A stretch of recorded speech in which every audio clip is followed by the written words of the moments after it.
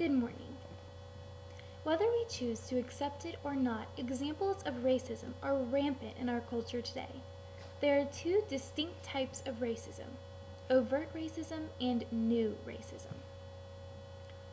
Overt racism is the intentional and/or obvious harmful attitude or behavior towards another minority, individual, or group because of the color of their skin. There are 6 prominent categories of racist behavior. The first is the most obvious: ridicule. This includes jokes and innuendos. The second is racist abuse.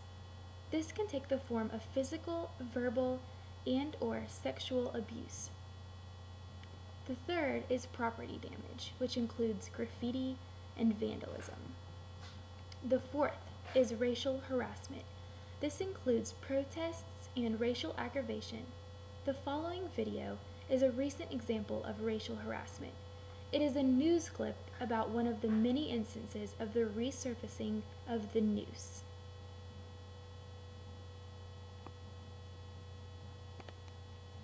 Propaganda is an attempt by a person or group of people to build a consensus against another group based solely on racial stereotypes.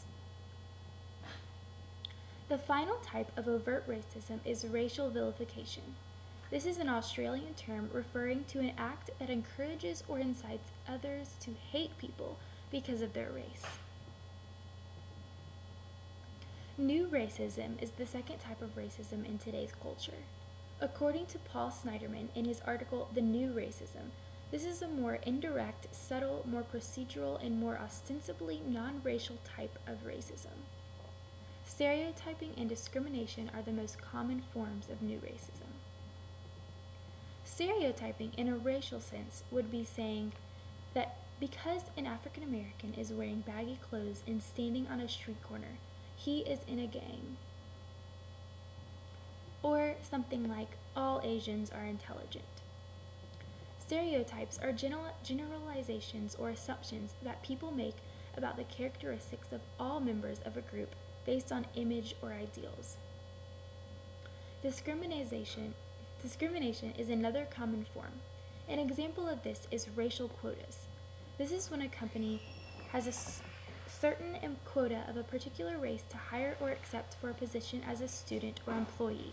This is discrimination because people could be discriminated against who may typically get the job just because of race. There are many other examples and instances of racism in today's society. Dale is going to let us take a closer look at one of the most prevalent examples of racism across history, which is that in the industry of sports.